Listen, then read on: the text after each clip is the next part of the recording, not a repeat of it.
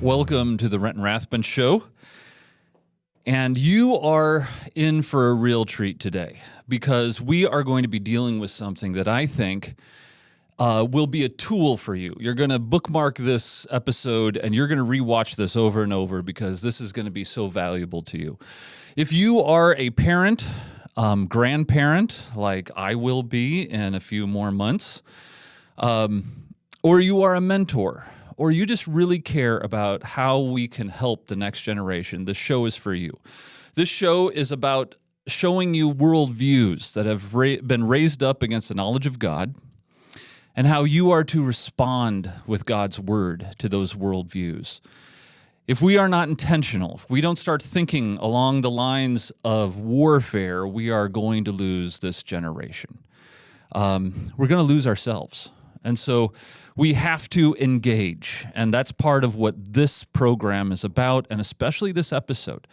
In this episode, we are going to be focused on how the world has dealt with sex and gender, what those words even mean, and how the trans movement has actually taken over as the lead religion of America and has become an industry that has focused itself to intentionally come into our homes and brainwash our children.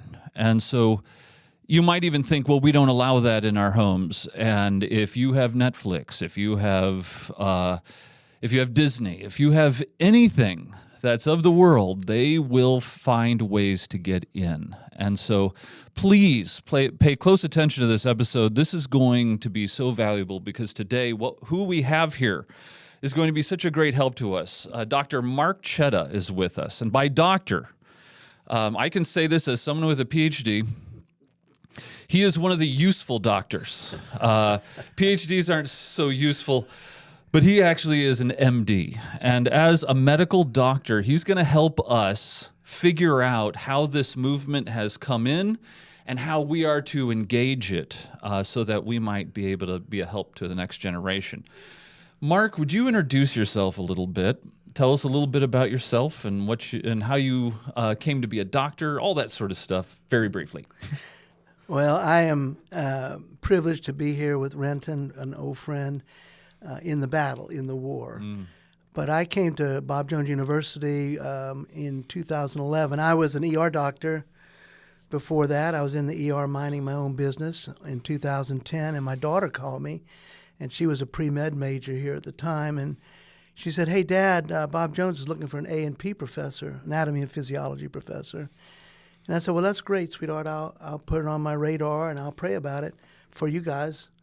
She said, "No, Dad, I want you to be the A&P professor at Bob Jones." So I thought about it. I went home and I did the really spiritual thing. I took my big black Bible and I put it on its back end and I let it flop open. And it just so happened, I kid you not, it opened up to Psalm 71:18 that says, "Now that I am old and gray-headed, O God, forsake me not, until I've shown this generation thy power and thy strength unto all those that are to come." And I knew that was God's hand on that. And my life verse is Luke 12:48 that says, "To whom much is given, much is expected." And I knew I had about a third to a fourth of my life left, and I had a choice of how I was going to spend it. And so coming to Bob Jones was a huge draw because I have a yearning to want to pass the baton to the next generation of Christian doctors and nurses. And so it's really a fulfillment of a calling. So you're not just a doctor, or you're not someone that just merely practiced, not like that's a small thing, but you're someone that has dedicated himself into the lives of the next generation for a living, to pass on what you have learned in the hospital to another generation that will find themselves facing things that we didn't think doctors would ever face. Right. And, we could have a whole show on how the world has gone from physician to facilitator, someone that facilitates your health as opposed to someone that actually directs your health. Or provider is what they call it. Right. Provider. Providers. Yes, you're a provider, as if you were some kind of company that...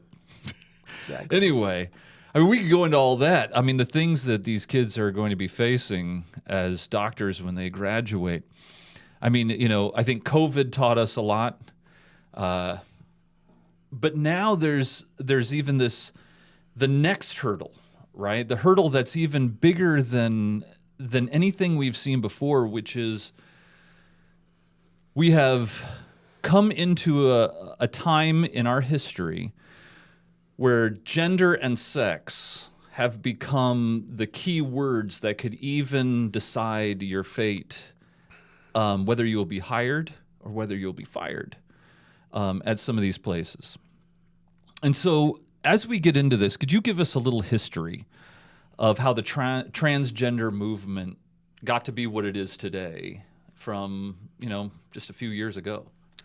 Yeah, that's a good question. So Solomon said in Ecclesiastes that there's nothing new under the sun. And transgenderism has actually been with us since time began. In fact, in Deuteronomy 22:5, the Lord speaks and he says that it is unlawful for a woman to wear that would be considered a man's attire, and vice versa. A man should not wear that which is considered a woman's attire. And then it says, because this is an abomination to God.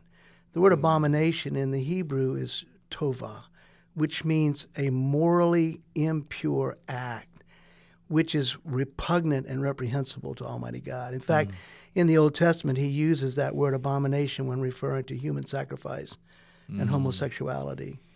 And that's just the clothing. Yeah. I mean, that's an abomination just down to the clothing. Right. I mean, we haven't even talked about, And I think that verse is not just dealing with the attire, but the intent. Yes. And back when I was a boy, cross-dressers, what they were called, or transvestites. And they were marginalized appropriately. But I would say since, say, the 1990s, our nation is no longer a postmodern nation. We're really a pagan nation and becoming more pagan. In fact, I read a book years ago called The Beautiful Side of Evil. And it was written by a witch who had gotten saved. And she said this, she said, Christians have no idea how evil can be. And I think that's one of perhaps our failures, is that I can, until COVID, I consider myself very informed. But after COVID, I realized how naive and trusting I am. And I think Christians as a whole are very trusting. And that has been the error of our ways. The Bible, Jesus said, be as wise as a fox and harmless as a dove. And I just don't think we have seen this coming in order to stop it. Yeah. We have been like the proverbial frog in the hot water that just got accustomed to it till we boiled to death. Right. You said we're no longer a postmodern society. I think that is so right on. I mean, you hit the nail on the head. That's so true. Postmodernism was this idea. So in the Enlightenment, we were given a promise, and the promise is that a human observation is trustworthy, and so we will base all of science on human observation. And so it became this promise that science can deliver truth. Postmodernism came along and said, no, all of science is based on a human perspective. And because it's a perspective and it starts with perspective, the promise didn't come through. Science can't tell me what's true about the universe. It could tell me what's probable based on the things that you're assuming are true. And this is the world saying this, and this is how postmodernism came along. There is no real meaning in the world. But then what happened was, as we came into the 21st century, people started to think this way. Yes, there is no meaning in the world, so I will create my meaning. Yes, we can't know anything true for sure, so I will create my truth. And so if I can create meaning, then I can create purpose. I can create all the things that I need. And that's where the paganism really comes in, because it's one thing to have no hope. But it's another thing that when your hope comes from a new God, and that God is you, to put forward what you think is going to be the actual new truth. And that's kind of at the heart of this whole transgender movement, that I can create my own meaning. Exactly. And I think that setting the ground rules straight, I just want to say a few things to our listeners. Number one, God has not changed. Mm-hmm. In Malachi 3:6, it says, I am immutable. I do not change. Mm. And his word doesn't change. Isaiah 40, verse 8 says that the flower fades, the grass withers, but the word of God lives forever. So when we talk about human sexuality, especially as we go back to the book of Genesis, nothing has changed. You know, in Genesis 1:27, he said that, in the image of God, he created man and woman. And again, he repeats that. He said, in my likeness, I have created man and woman. He clearly says that. And what I find to be fascinating is Jesus actually reiterates that exact same verse in Matthew 19:4.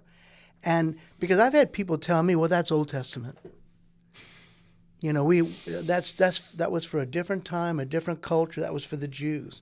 Well, Jesus straightens that out. And I love Matthew 19:4 because he's talking to the Pharisees. And these are the scholastic, educated academics. These are like the medical doctors of today, you know. And he says to them, and they're asking him about divorce. And he says, have you guys not read? I love that. Have you not read? Yeah. And that's really a poignant indictment. You don't understand? Have you not read that he which made them at the beginning made them male and female? And clearly, as it's clear that we are dimorphic. We have two body types, two sexes, male and female. And you asked me how the history of how transgenderism kind of got this snowball effect. Well, there was a PhD psychologist named John Money.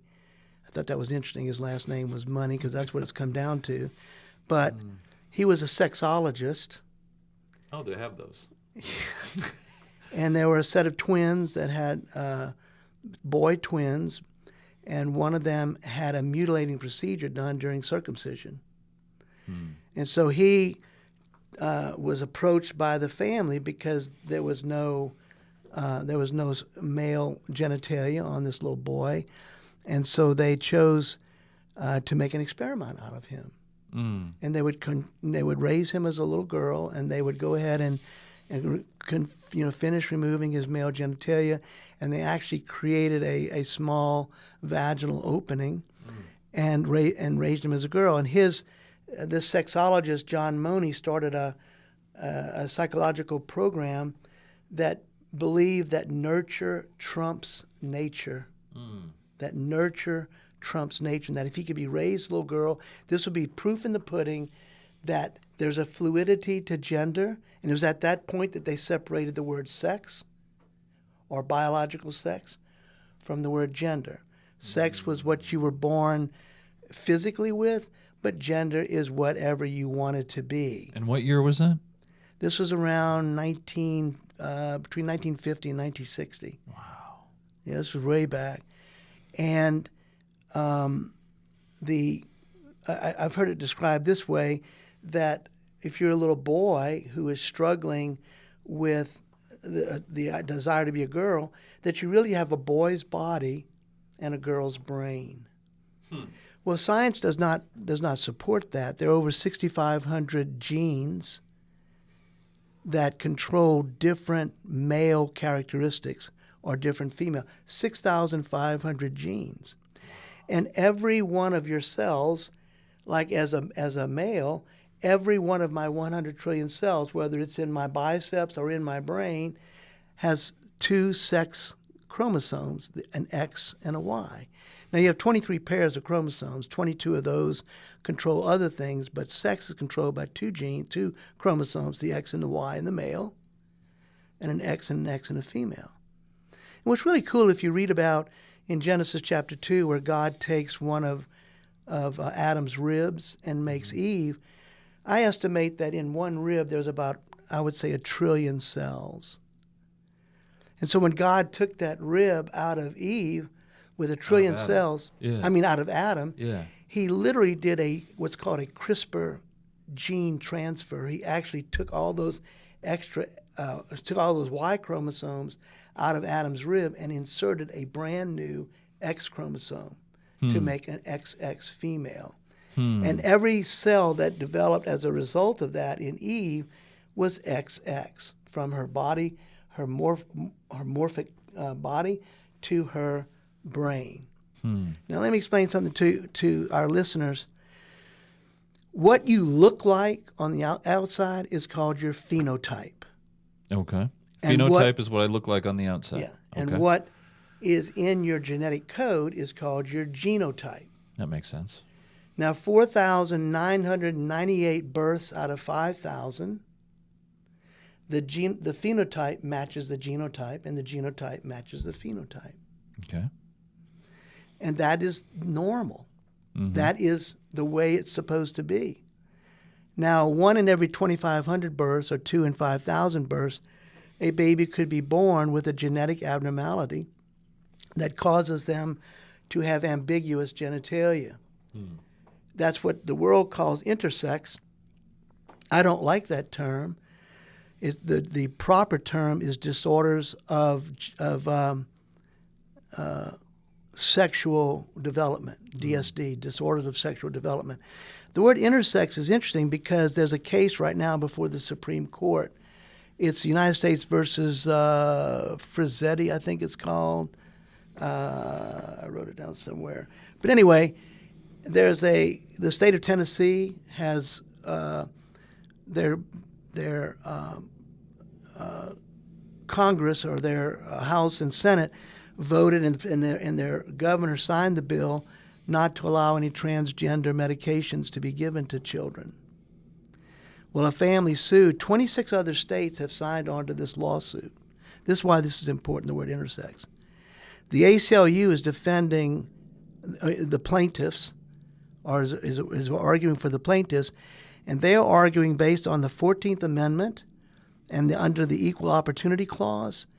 They're now arguing that intersex is a new sexual classification. Oh, wow. A new sexual category. That was never meant to be permanent. No, but not only that, it's abnormal. Yeah. It's based on the fall. It's abnormal. And what we're doing with transgender medications like puberty blockers and cross hormones and ultimately surgeries, we're actually creating ambiguous genitalia. We're actually taking normal and making it abnormal to satisfy some agenda, some ideology. Oh, wow. Well, let's talk about that. Let's talk about this ideology. How would you describe this? Or first, let's describe the ideology, then we'll ask what's behind it. So when someone says the transgender movement or the gender identity movement or whatever it is, what are they really, how are we defining that? Well, I don't think you can define it without talking about what is behind it. Okay. So the reason why I say that is that, the Bible says that the love of money is the root of all evil. This is a multi-billion-dollar industry. So much so that Planned Parenthood is now the number one clinic for transgender medications. And the reason it's so profitable is that when they would do an abortion, and they made billions doing abortions, it was one and done. $400, kill a baby, done. Yeah. But if you can get a child at age 8 to start puberty blockers and then move on to cross-sexual hormones and then ultimately surgeries, you have a patient for life. Yeah, they can't get that off has to those. come every month for the testosterone shots and the cross hormones, and now you've created an even more lucrative. So behind, I would say, one of the things behind the ideology is money. But number two, and I definitely believe that we're in spiritual warfare, Satan hates God. He hates God's creation. He hates children. He hates world population. And many of the elites that are at very high levels, what they call the oligarchs, the elites, they want to reduce world population. And they couldn't do it successfully through abortion. But if they can do it through transgender treatment, because when you give puberty blockers, you are actually impacting their fertility, even if they decide to detransition. Oh, wow. Wow.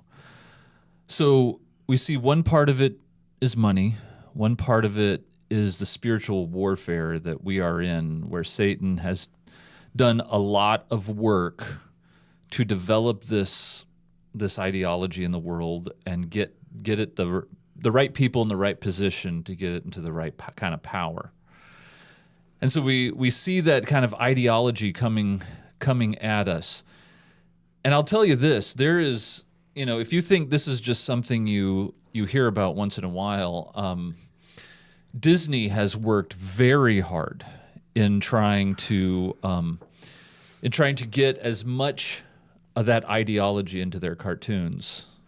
If you have Disney Plus, you can find all kinds of stuff. And I think I believe the first transgender person in one of their cartoons was, Paul, you're gonna have to help me on this one. It's the one where the dad comes back, but only halfway. So the whole story is about these kids, and their dad's pants and the pants. I know that sounds really stupid, but Paul's looking it up for me. It's Onward. What is it called? Onward. Onward. Thank you, Paul. Onward. And so somewhere in there was this transgender police officer or something like that. And that was a big step. But now it's just like, it's everywhere because they need it to be there. And it's even become a part, as you know, of sports and all that sort of stuff. And it has led even to confusion for adults, for Christians. Adult Christians are confused. Can you help us understand what is the medical understanding of sex? How do we understand that medically? And then how has the gender issue gotten all that gray? Do you want the proper medical identification of sex? Because biology is science, and the whole transgender movement is not based on science. And it's funny because they will ridicule, they will cancel doctors who oppose them and saying that this is real science. Well, there's no real science. In fact, let me chase this rabbit a little bit. 75% of kids who submit to the transgender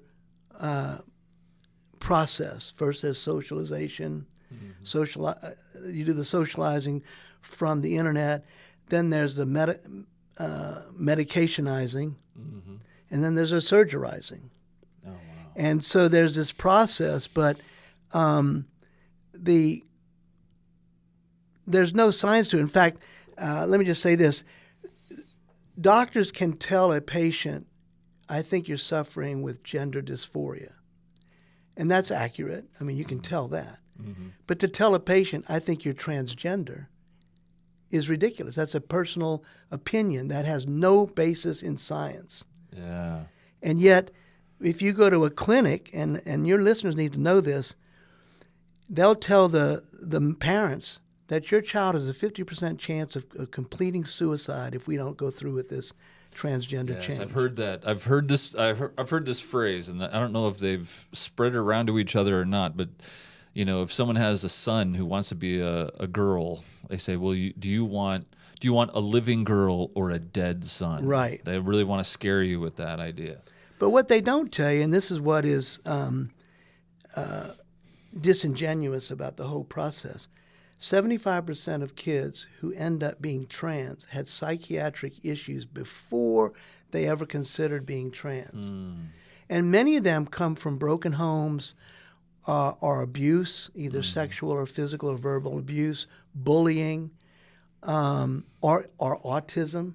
Yeah. These kids have low self-esteem. They get bullied at school, and then they get on the internet, and they get part of this group, this culture. And 41% had even attempted suicide at least one time before becoming trans. So we're already dealing with a psychiatrically impaired group. And so if you came to see me and I'm trying to think of a good analogy on this, and you had, I don't know, let's say asthma, and you were having an asthma attack, and I noticed that you had a little bitty bobo here, and I said, well, let me take care of that bobo while you're dying of an asthma attack. That would be malpractice. Yeah. And yet the transgender movement says, let's fix the gender dysphoria, and that will fix the underlying psychiatric problem. And the facts do not bear that out. In fact, for children who have gone through the puberty blockers and the medications, and not even the surgeries, there's a 19 times higher risk of suicide after making a transition. Oh, wow.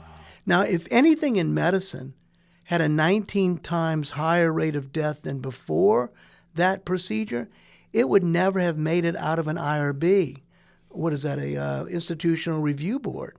But yet, we're going to forget evidence-based medicine here because we're supporting an ideology that's bringing billions of dollars into the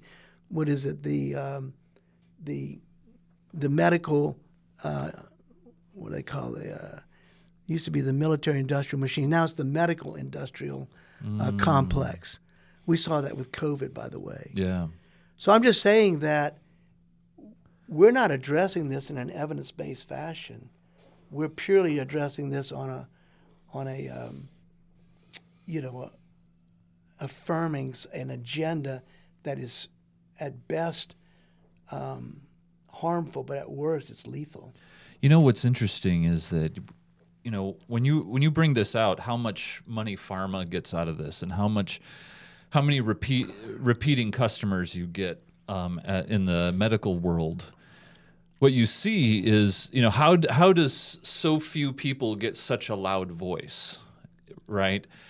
That takes a lot of funding.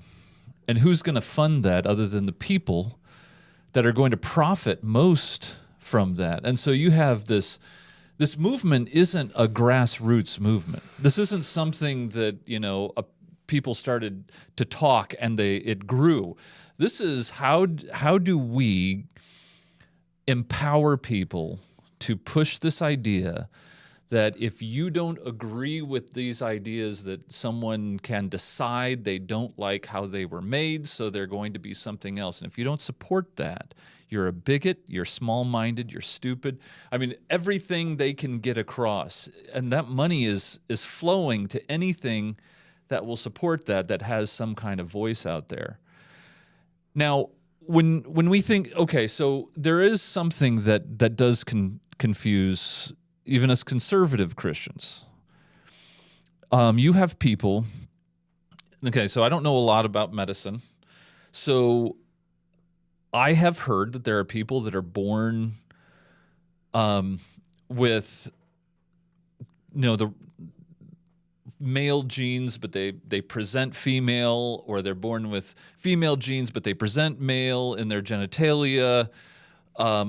How do we deal with these abnormalities? What's going on? Well, that's a very good question. So the two most common, one is called androgen insensitivity syndrome, and that was Jamie Lee Curtis.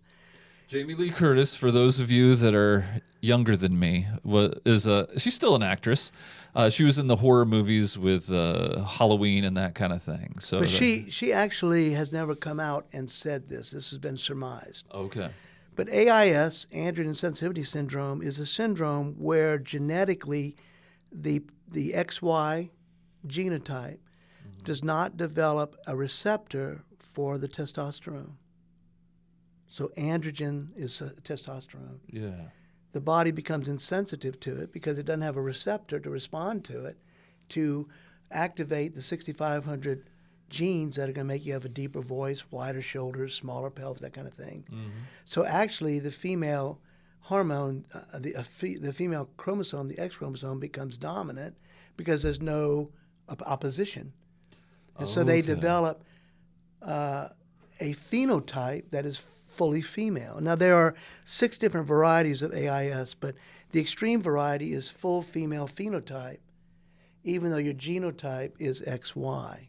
Okay. Now, wouldn't people say, if I could be the devil's advocate Sure. here, wouldn't people say, isn't that evidence that even though it's a minority, isn't that evidence that that your body can't tell you what your gender is going to be, or, doesn't that at least put a wrench in your ideas? Well, number one, God made a perfect world, and because of sin and the fall, we had disease and disorder. You wouldn't consider sickle cell disease to be a wonderful thing, but that's caused by a single genetic pinpoint genetic disorder change. So to say that AIS is something to be desired, I guarantee you that if you ask, in fact, we know this to be true, that patients who have disorders of development, of sexual development, if you ask DSD patients if they consider themselves trans, they say no. And so the other disorder that is 1 in 5,000 is something called pseudohermaphroditism. I don't know if you remember the Greek mythology, but Hermes and Aphrodite had a son, and he was lusted after by this nymph, and she prayed to the gods that she would become one forever. And so they put the two of them together, and they became one forever. And so pseudohermaphroditism is this, a baby is born, and they have some female aspects, like they may have a small vagina and a small penis, for example. Mm-hmm. And the reason is because they lack an enzyme that converts testosterone to its much more powerful agent, which is dihydrotestosterone, which is 5 times more powerful than testosterone. They don't have that 5-alpha reductase, which is the enzyme. And so they get this ambiguous genitalia. But that's also a disorder. Yeah. It's not normal. And so to say that the abnormal is normal is inductive reasoning, not deductive. You don't take the exceptions and create a rule based on the exceptions. But that has become the norm, right? Even in the, even judges now make these wide sweeping declarations based on a few minority ideas that now the majority of people have to live by. And we're so used to it, we almost think that it makes sense, that it's logical, and it's completely illogical. So so you have these malformities. But let me just say one thing, too. Okay.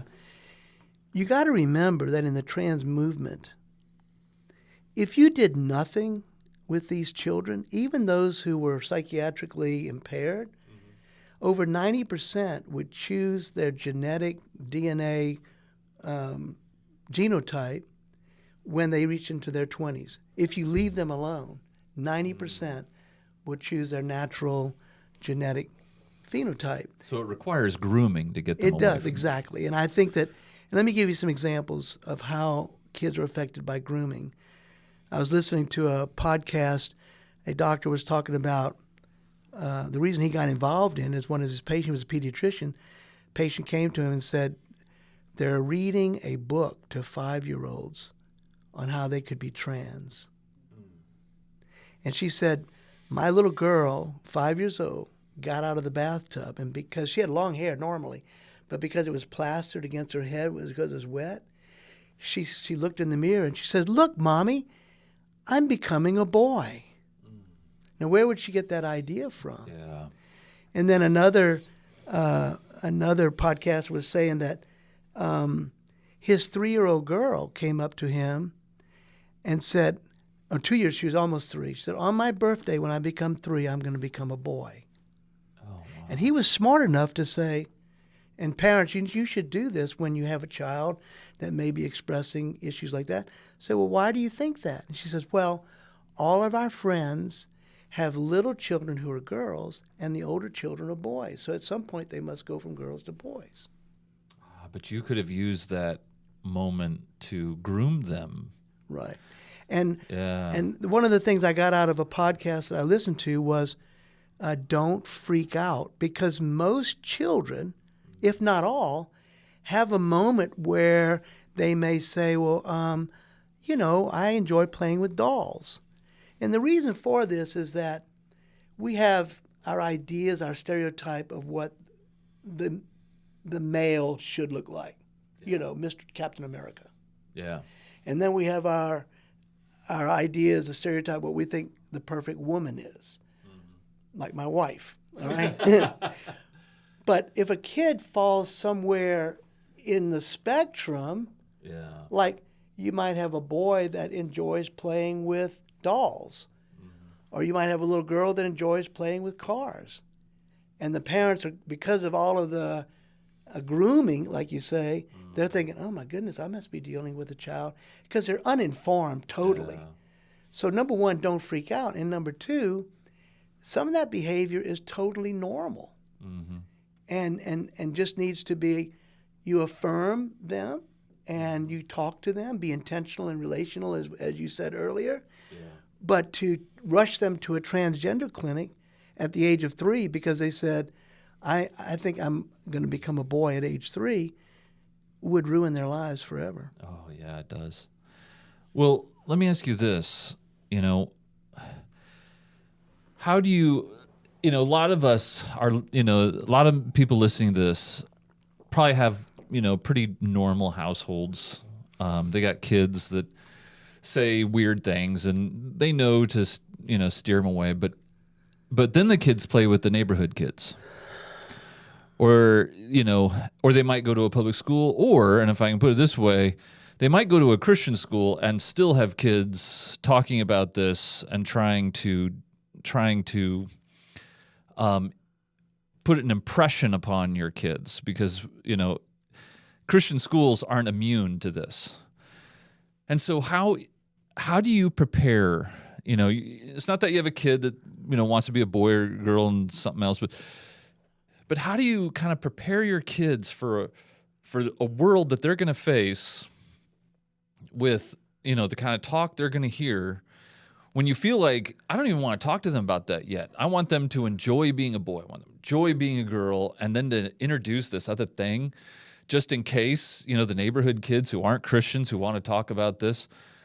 What do they do? Do we can talk to our kids about it? What do we do?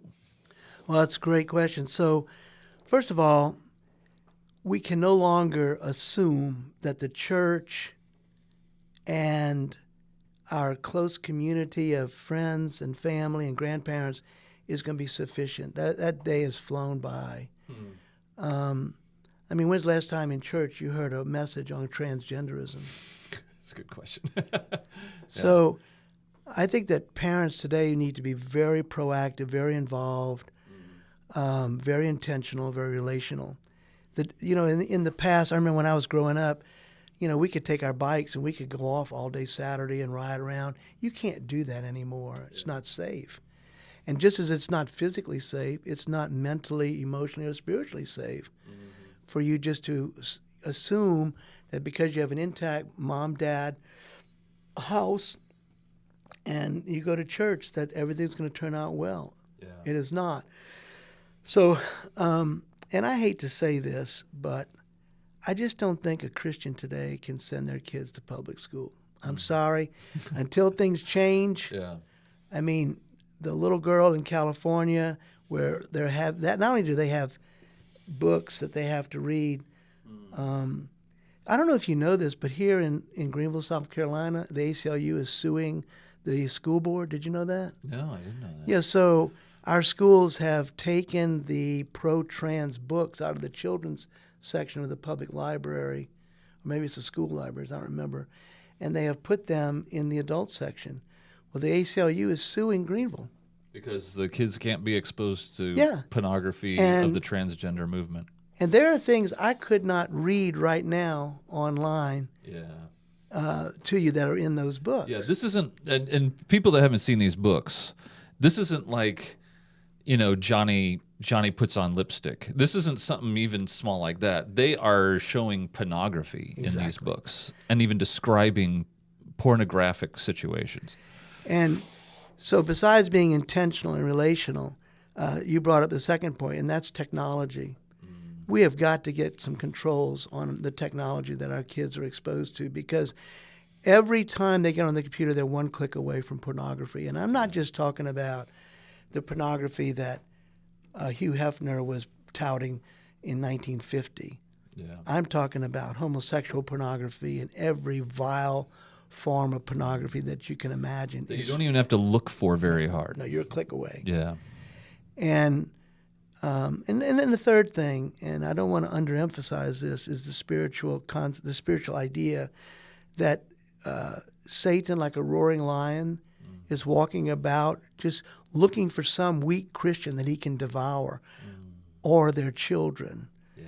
So just be aware that this is a spiritual battle. Satan hates God, he hates your children, and he wants to devour your children. And let me reiterate, John 10:10 says that Satan, the devil, loves to destroy, to steal, and to kill.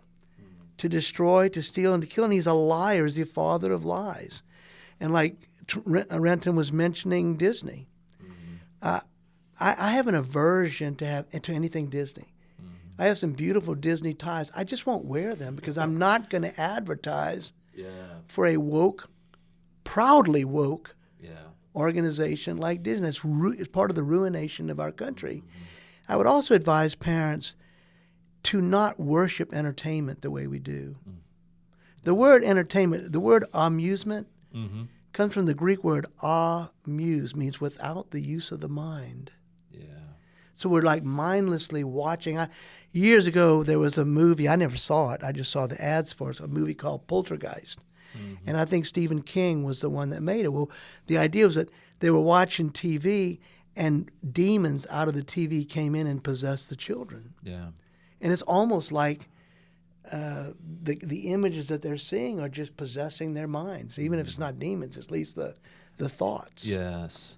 Yeah, the power. And we had a show on during our first season where we talked about movies and things like that, and the power that movies have, especially with Disney, where there's this facade of safety, and then as you're watching it, you're like, what is that about? I mean, even when you watch the old ones that seem not woke, you look back and you go, oh, what was I watching it, as a kid? And why is the daughter talking that way to her father? I mean, what is going on around here? And you see this stuff. They were just leaning towards the sin of the world the entire time, and we tend to give it an excuse because we're being amused so well. I mean, if I can put it the way Postman put it, we're amusing ourselves to death, literally to the death of our souls. And another thing, what we do is try and help. We have a little 9-year-old and a 9-year-old boy and a 10-year-old girl at home still, and so what we try to do with them is help them see what there is to celebrate about how God made them. It's something that we've even decided, down to their hair color, because eventually everyone wants to do something to their hair, especially little girls who want a different color of hair or whatever. And, we have gingers, so they're red-haired kids, and so it's kind of interesting, and so you don't want to change it. But we also don't want to change it because we want them to get used to celebrating as God made them. I want my little son to celebrate that God made him to one day be a protector and a provider. And what does that look like? What should I be doing now to get ready for that? And our little girl, I want her to know that God has prepared down to her body that she's going to nourish children one day, and how excited she could be about that. And how does she practice now? I mean, and I know this sounds very old-fashioned. I'm going to be, I'll be once again labeled a sexist, but I want her to know what to do in a house so that one day she can take care of a family too. And once, when they see those things, and then they play with the neighbor kids, then they come back and their stories.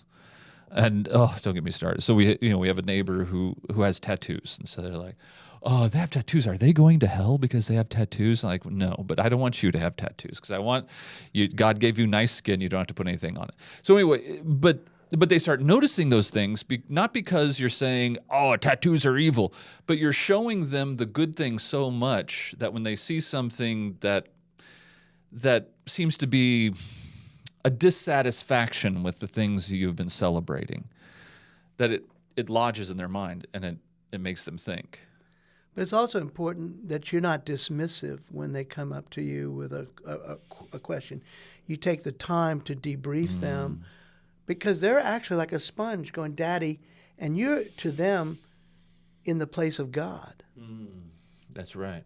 And so when they ask you a question, they're really looking to you, Daddy, what do you think? And such an impressionable, important time in their age. So take the time, parents, to debrief, to go over, and don't be dismissive, going, I don't have time. Yeah. Or we don't talk about that. Yeah. Right. And before the time runs out, I wanted to give the viewers a resource. Dr. Jeff Myers, who is the leader of an organization called The Summit, and what they do is they teach biblical worldview to pre-college students. And he just wrote a book. It's just a 60-page book. It's called Exposing the Gender Lie, and the subtitle is How to Protect Children and Teens from the Transgender Industry's False Ideology. You can get a free copy by going to summit.org/protect. I'll say that again, summit.org/protect. And you can get download a free copy of the book. And I think I watched a video of him speaking, and I think it's going to be very powerful. That's great. That's very helpful. Well, let me ask you this. We have a little bit of time left, and I want to get to a question that I think might be on many people's minds. What happens if my child in my conservative Christian home comes to me and starts saying, I feel, my little boy says, I feel like I'm a girl, or my little girl says, I think I want to be a boy. And they're thinking about it in the way that the ideology has maybe steered them through some way, one way or the other. How do we handle a child that starts talking that way? Well, as I said before, you definitely don't want to be dismissive because they're already online in groups, culture groups, and that's what's pulling them away. Because most parents will either be very dismissive, or they will be overbearingly mean and restrictive. Well, that's even going to push them away from the parents even more and into the arms of this cult that's ready to receive them. And by the way, let me say this about that cult. They could care less about the individual. Mm-hmm. They're only concerned about the movement. Yes.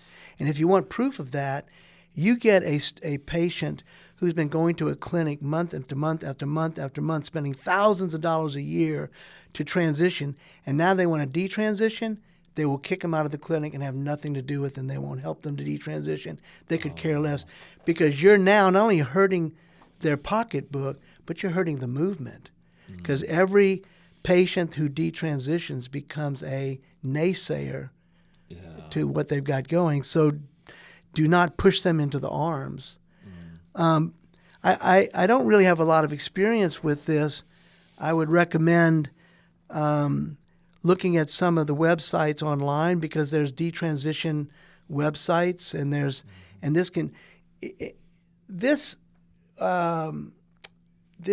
route, this path goes from first socializing, which is where most of those kids are at age 8 or age 9 or age 10, or particularly in junior high. And in junior high, it's interesting because 25 years ago, most transitioners were from men to females. Now it's like 5,000 to 1 girls transitioning to males. Oh, wow. And a lot of it has to do, you're in junior high, and that's when you're really pimply and, not very attractive, and no boys want to be around you, or that kind of thing. And they start getting into a group, and they start going, well, maybe we should transition to become boys because they have all the fun. Yeah. And so they begin to search on the internet. They do this behind their parents' backs. So I would, I would be very, very close to that child that is in this socializing phase. I would spend a lot of time with them. I would check out resources. I would talk to pastors. I would even go so far as to find out if there's anybody in your community that had detransitioned. Because one thing that is never talked about, and that's consequences. All they talk to you about is, this will save your child from killing themselves, or this is where they should go. But nobody talks about if you put a child on puberty blockers, that's the number one that they use is Lupron. Well, Lupron basically will take a young girl and turn her into an old woman at 20. Oh, wow. How does that work? Because the uterus to just shrivel up, the ovaries to shrivel up, they can't be fertile, they can't have children, they won't develop breasts, they can't breastfeed their child if they decided to detransition. And many of these changes are permanent. They will also have the effects of an old woman. If you use Lupron, their bones will demineralize, so that by the time they're in their 20s, they'll have the bones of a 70-year-old. But we were assured that puberty blockers are not a big deal, Oh, that yeah, they're temporary. It was just a pause. Yeah, it's just a pause. That's a lie. And the same thing with these cross hormones. If you give a little girl testosterone, and they're given testosterone in 600 times the normal dose that you would give to an athlete, or you would give to, say, somebody who was testosterone deficient, 600 times greater doses of testosterone. And so these children, not only will they develop the deleterious effects of testosterone, such as heart failure, cancers of different organs, brain issues such as personality changes. They will become aggressive. They can become angry. They can even become abusive children and bullies. And these changes that occur, like just one small one, a boy has a deeper voice because his thyroid cartilage is longer, and the longer the vocal cords, the deeper the treble. And so if a girl takes testosterone for a few years and then decides to detransition, this doesn't go back down. She will always have a deep voice. She'll always have the black hair. She'll have to go have electrolysis or whatever they do to depilatory all of the hair that she grew. They usually have had their breasts cut off. So it's called top surgery. That can't be replaced. And they can't have children because of the puberty blockers plus the testosterone had just shriveled up their female organs. And those won't recover. Wow. So they don't talk about consequences. No. And this is a tool of Satan. I've noticed this with drug addiction, with alcohol, with drugs. They never show you down the road. Yeah. They only show you the here and now. Let's do this. This will make you better. Yeah. And nobody discusses consequences. Boy, that's one of the biggest things that I have tried to teach as I taught philosophy for many years and at the university level, is that ideas, as one theologian put it, ideas have consequences. And what I want to do, with my students all the time is say, okay, this is what I get the idea of what you want to believe and what you think is true about the world. Let's get on that train. But you can't get off the train early. You have to take it all the way to where it concludes. And by the time we get to the conclusion of their beliefs, it is such a dark and horrible world that they've created with their false beliefs. I mean, even Sartre, who is one of the biggest minds in philosophy, at least more recently, understood that his, the philosophical world he was accepting was actually awful and dark. And what he thought was bravery was accepting the darkness. That's what brave means. It means knowing that the world that you've come to believe and, the conclusion is horrible, the bravery is saying yes to the darkness. I mean, think of how satanic that is, to think that bravery comes even when you see that darkness there, that you say yes to it. And that's what our world has done, because these doctors, these pharma people, they're not dumb. They know where the conclusion is. They know where this leads. They knew when they were telling us that these puberty blockers were just a pause, that they were just lying right out their teeth. But they said yes to the darkness. And they were ready to take on those, the conclusion of all this at the peril of our children. Now, before we go, we just have a couple minutes left. What's something you would tell people as a doctor, just thinking about this whole thing? What's the last thing you want to say to people concerning this transgender movement, and how it has affected us, and how ignorant? Because you said before COVID you were so accepting and trusting. Give us a last word on that. So I'm going to quote Voltaire, which seems counterproductive, doesn't it? Out of a different context completely. But Voltaire said, if you can convince people to accept an absurdity, then those same people will accept an atrocity. Oh, wow. And I think the problem with us is that we are very naive, we're very trusting, and we're not seeing the spiritual battle that we're facing. We wrestle not against flesh and blood, Ephesians 6 says. We wrestle against principalities and powers in high places. And I'm telling you, this is a spiritual warfare. It needs to be addressed as spiritual warfare. When I had my children at home and they were young, our master bed, our big king-size bed, was our altar, our family altar. And I would pray for my kids every night. And I would pray this prayer, say, Father God, please protect us from Satan and his demons and all spiritual and physical affliction and danger that is going to come against us and against my children. I would exercise spiritual warfare. And it also made me cognizant of, if I had a breach in my umbrella, if I had a hole in my umbrella that, for example, a movie that we were going to watch, because we didn't have television because we were homeschoolers, and I insisted that they read books. If you want entertainment, then you must read.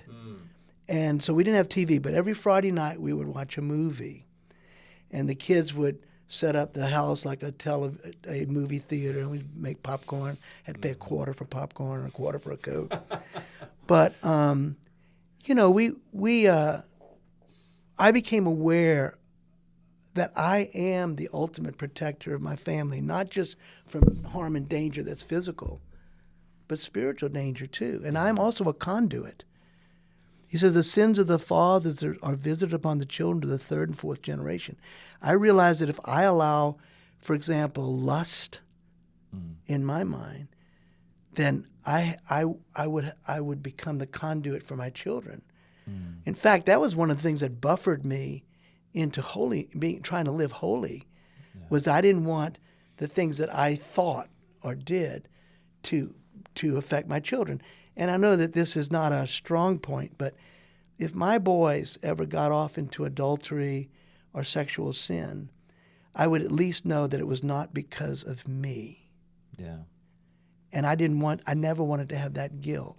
So I'm begging parents to accept the fact that we're in a spiritual warfare. Do not be ignorant. The Bible says that in Hebrews it talks about be careful to entertain strangers, because in doing so you will entertain angels unaware. And if we're entertaining angels as strangers, then there are demons. Jesus did a lot of getting rid of demons. Yeah. And I think that nothing's changed since 33 AD right. The demons aren't to done. today. Yeah. That is such a good point. I hope that this was helpful for you as you were listening to it, as you have considered these things with the responsibility of a parent. The responsibility we have is so huge, and the kind of work that God has called us to do is so important. Please listen to this again. Remember that we are at war. We are fighting. We are wrestling those things that we cannot see. This is not about being a good Republican. This is about being a good soldier of Christ and fighting a war. Let us not be pacifists. Let us be warriors. Let us create a generation that's dangerous. Thanks for joining us today. Hope to see you next time on the Renton Rathbun Show.